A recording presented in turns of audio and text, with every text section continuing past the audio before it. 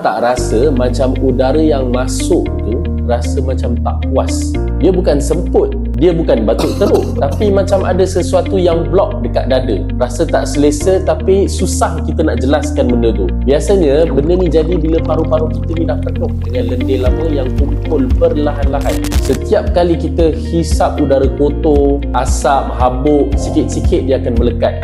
Bila cukup tebal, barulah muncul tanda-tanda pelik lah. Macam nafas tak lancar, batuk yang lama dan kerap, badan cepat penat. Dan kalau terus biar macam tu, lama-lama jantung pun akan terpaksa kerja lebih keras lah. Sebab oksigen tak sampai dengan cukup. Akar nafas ni, dia bekerja pada akar punca tu. Dia bantu untuk lembutkan sisa lendir yang lama, tarik balik keluar tahap pekat dan bagi ruang paru-paru tu terbuka dengan lebih luas semula. Bila jalan dia dah lapang, nafas jadi lebih panjang dan dada ni dah tak rasa berat dah. Ramai yang lepas cuba baru sedar rupa-rupanya selama ni diorang bernafas dalam keadaan yang sempit. Kalau tuan-puan nak bagi paru-paru tu rehat dan berfungsi macam biasa balik, DM saya akan bantu siapkan akar nafas. Tekan link dekat bawah sekarang.